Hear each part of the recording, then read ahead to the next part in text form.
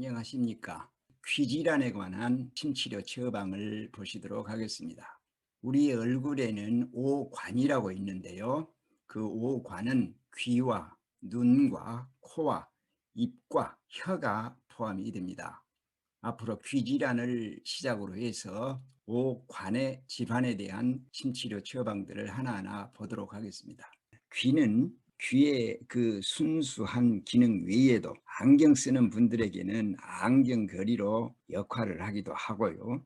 마스크 거리로 귀라서 그런지 귀한 역할을 해줘서 참으로 고마운 기관입니다. 귀 질환에는 이명이라는 게 있고요.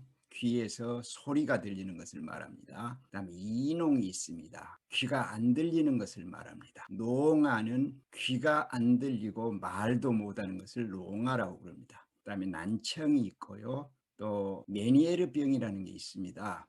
귀가 울리고 어지럽고 아주 무서운 병입니다. 또 중이염이 있고요. 뇌이염, 청신경염, 이러한 여러 가지 병증들이 있는데 원인은 분명치 않습니다.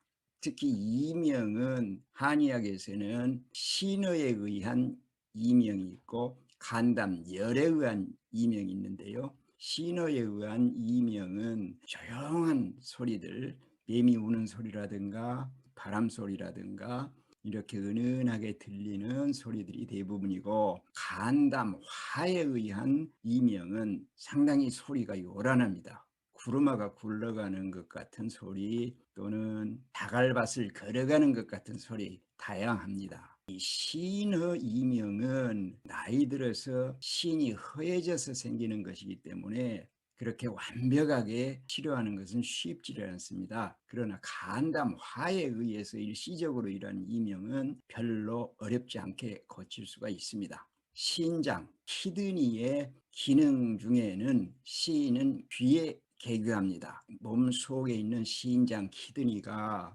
귀를 통해서 외부와 접촉을 하게 됩니다.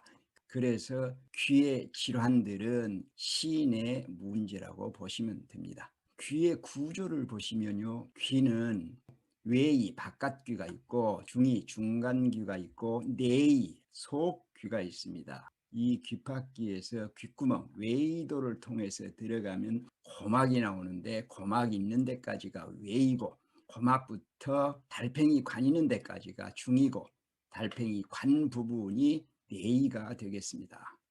침치료 혈자리들을 하나하나 보시면요, 맨 먼저 청궁이 있습니다. 이 청궁은 소장경의 마지막 혈인데요, 이 귀의 모습을 보면은 귓구멍 앞쪽으로 이주가 있습니다. 이주는 턱 튀어나와 있는데요, 어떤 분은 이렇게 삼자 모양으로 두 개의 봉우리가 있는 분이 있고, 또 어떤 분은 하나의 봉우리만 있는 분도 있습니다. 아무래도 두 개의 봉우리가 있는 것이 더 보기가 좋더구만요. 저의 귀도 봉우리가 두 개가 이렇게 있습니다.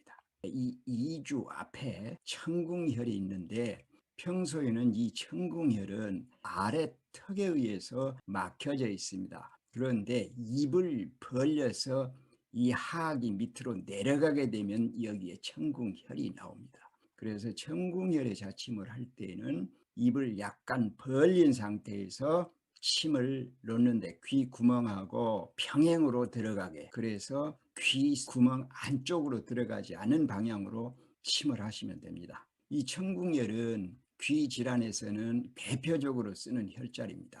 이명이라든가 이농, 농아, 중이염, 벼지름증 같은 데도 쓰고요. 이 청궁혈은 침을 한 후에 간접뜸, 간접구를 석 장에서 5장 정도 해주면 아주 좋습니다. 이무는 3초경의 경혈인데요, 2주 위쪽, 그러니까 청궁에서부터 1cm도 안 됩니다. 귀질환에 사용이 되고요, 이명, 이농, 또 열이 나는 데도 사용하는 자리입니다. 다음에 청회입니다. 청회는 담경의 시작 경혈인 동자료에서 청회로 연결이 됩니다. 이 청회에도 입을 약간 벌린 상태에서 침을 하시면 좋습니다. 침머리가 청회는 약간 아래쪽으로 숙여서 하고, 이모는 약간 위쪽으로 숙여서 청궁에 뜸을 뜰 수 있게끔 침을 하는 것도 요령입니다. 다음에 예풍입니다. 예풍은 3초경의 경혈인데요. 귀 아래 축 처진 귀볼을 얼굴 쪽으로 이렇게 누르면은 요양돌기 뼈가 있고요. 그 앞쪽에 아래 턱 사이에 움푹 들어가는 자리가 있습니다. 침을 할 때 반대편 눈 쪽을 향해서 약간 상사자를 하면 됩니다. 이 예풍도 귀질환이라든가 이명, 이농, 또 안면신경마비에도 쓰이고요. 3차 신경에도 쓰이고 아주 두루 쓰이는 좋은 혈자리입니다. 눈병에도 쓰이고요. 특별히 이 목이 아플 때 해결이 안 될 때는 예풍혈에다 놓으면 해결이 되는 수가 있습니다. 후계는 소장경의 목혈인데요. 그러니까 귀 이주 앞에 청궁과 연결되는 소장경의 후계를 자침을 해서 청궁을 멀리서 지원해주는 의미가 있기도 합니다. 이 후계도 주황강통이라든가 요통, 후두통, 이명, 수전증, 고혈압 이런 곳에 주로 쓰이는 좋은 혈자리지요. 중저입니다. 중저는 삼초경의 목혈이고요. 삼초경의 이문과 예풍을 지원하는 형식의 침이 되겠습니다. 이 중저도 이명이라든가 중이염, 손가락을 굽히거나 펴지 못할 때 이런 데 자주 쓰이는 좋은 혈이고요. 또 열이 많을 때 해열을 하는데도 쓰이는 자리입니다. 다음에 이무읍입니다. 이무읍은 담경의 목혈이지요. 귀 주위에 있는 담경의 청혈을 지원하는 침이 되는 것입니다. 이무읍도 귀병이라든가 눈병, 특히 협늑통, 족관절 염좌 두루 쓰이는 좋은 혈자리입니다. 다음에 용천입니다. 용천은 족소음 신경의 정혈이지요. 그래서 신정이 허해서 발생하는 귀질환에는 용천이 좋습니다.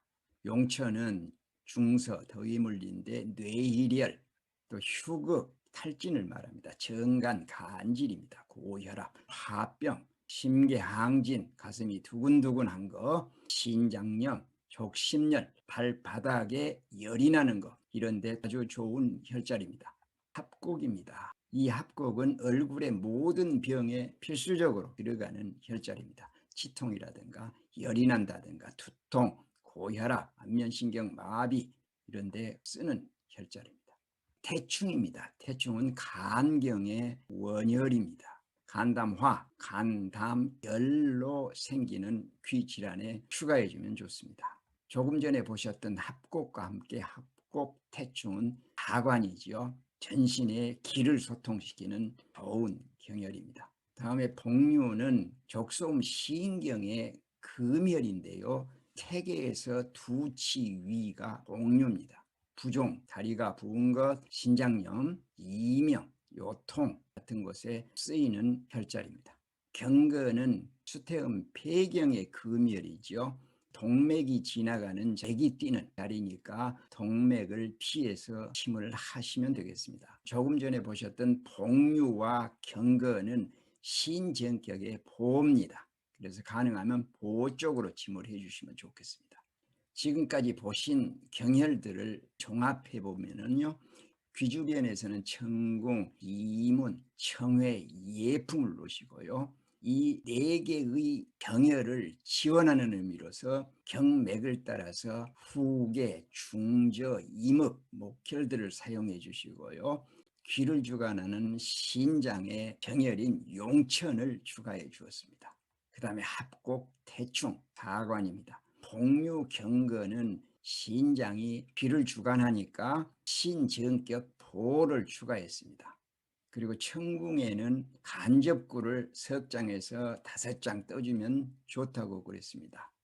그리고 혹시 간담화에 의해서 이명이 생긴 경우는 간경의 수혈인 곡천과 족소음 신경의 수혈인 음곡을 자침을 해서 간정격 보해주면 좋습니다. 지금까지 저희들은 귀질환에 관한 침치료 처방을 보셨습니다. 수고 많이 하셨습니다. 또 뵙겠습니다. 평안하십시오.